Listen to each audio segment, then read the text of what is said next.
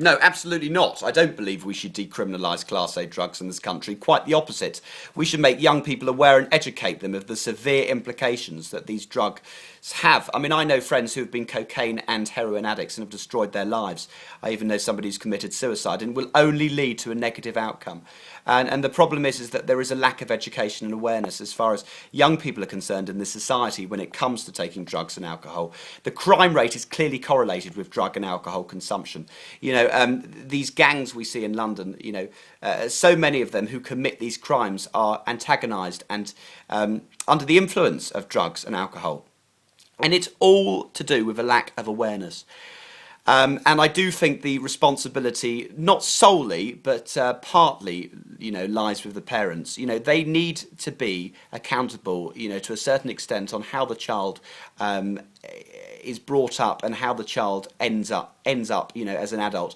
If they are not making these children aware of how dangerous drug consumption is and excessive use of alcohol is, then, as far as I'm concerned, children are dicing with death. They are playing with fire, and they are only going to lead to illness and, being involved heavily in crime.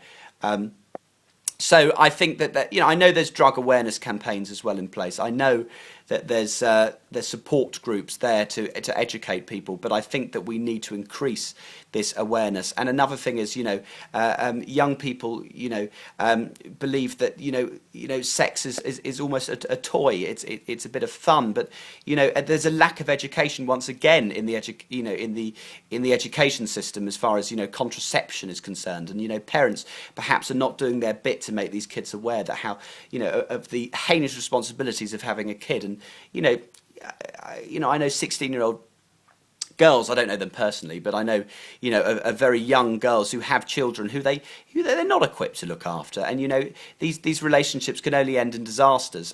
Once again, because children, kids but teenagers are naive and deluded, because they will follow what their peers do.